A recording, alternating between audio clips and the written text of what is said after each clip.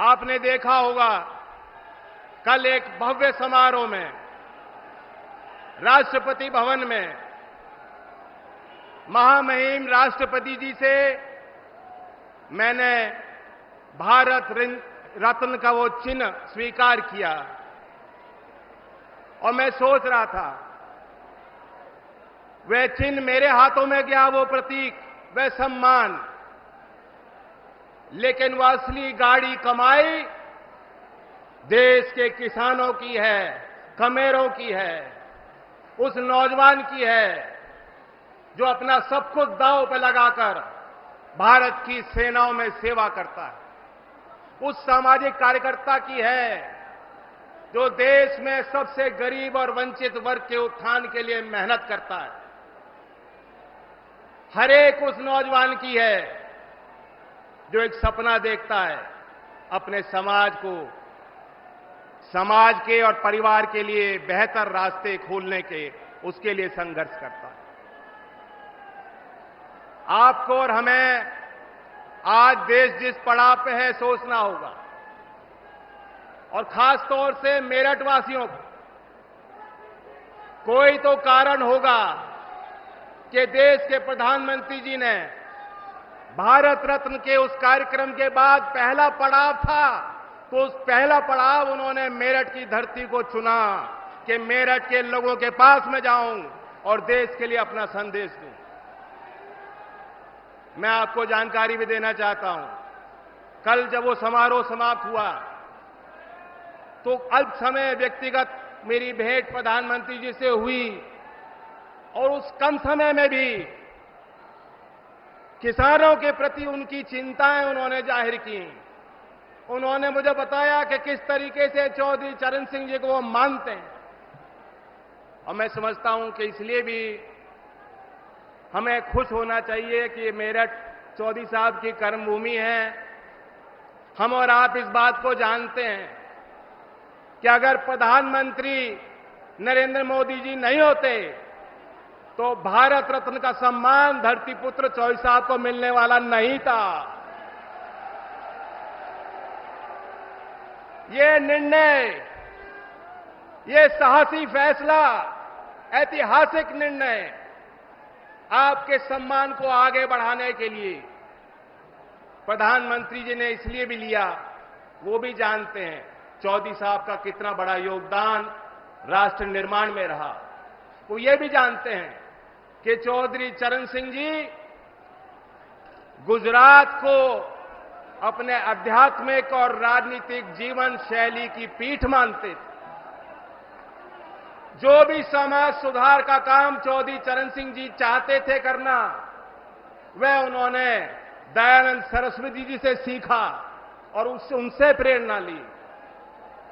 Hero worship एक modern term है।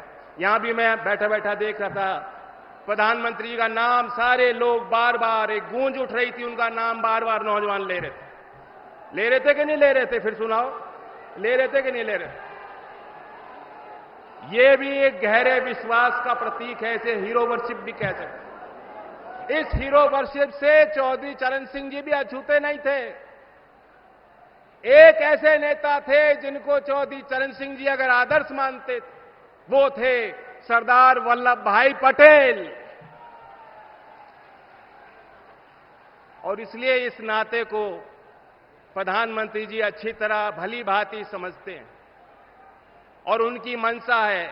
उन्होंने अपनी इच्छा शक्ति को जाहिर किया कि चौधरी चरण सिंह जी की वास्तव में जो विचारधारा, जो वास्तव में उनकी विरासत जिसको आप सब लोग संभाल रहे हो, उसे और आगे बढ़ाना है।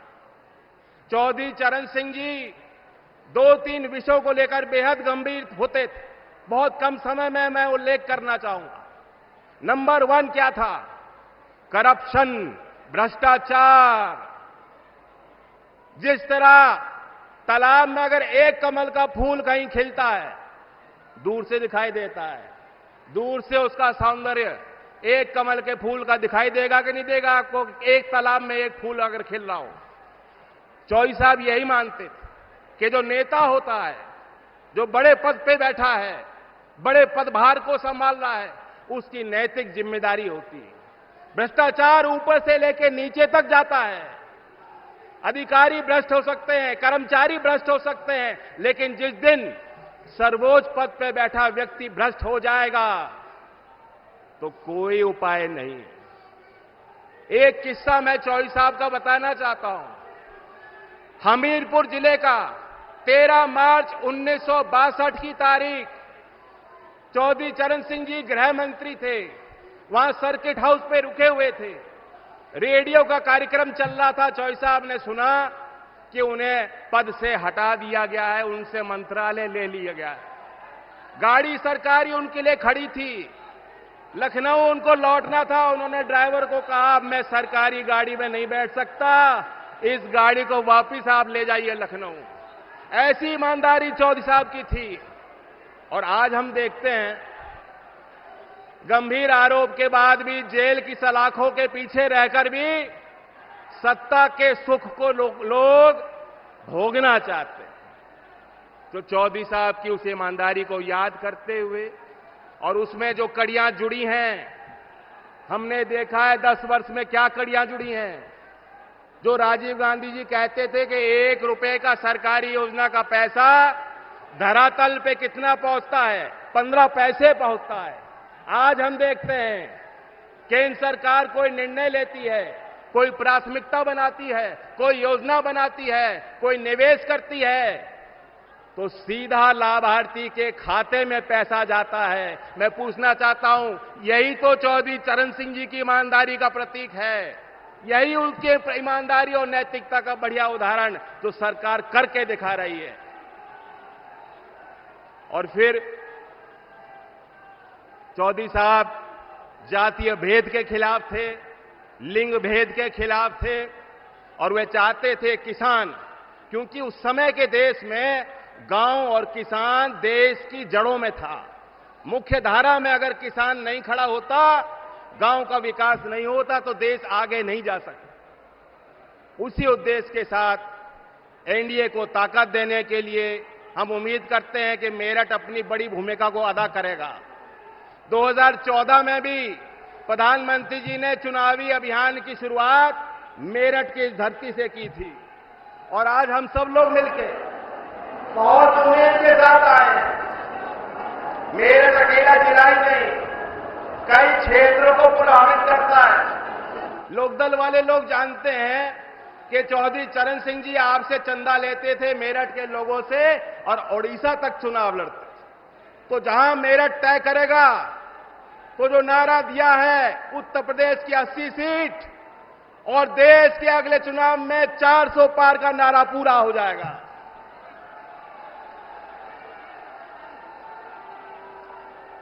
मैं अपनी बात को समाप्त करते हुए कहना चाहता हूं कि वो नेता जो भविष्य को समझते हैं कि भविष्य में क्या होगा और समाज और देश को उसके लिए तैयार करते हैं चुनौतियों के लिए, उनकी बातें हमेशा इतिहास में पन्नों पे दर्ज हो जाती हैं।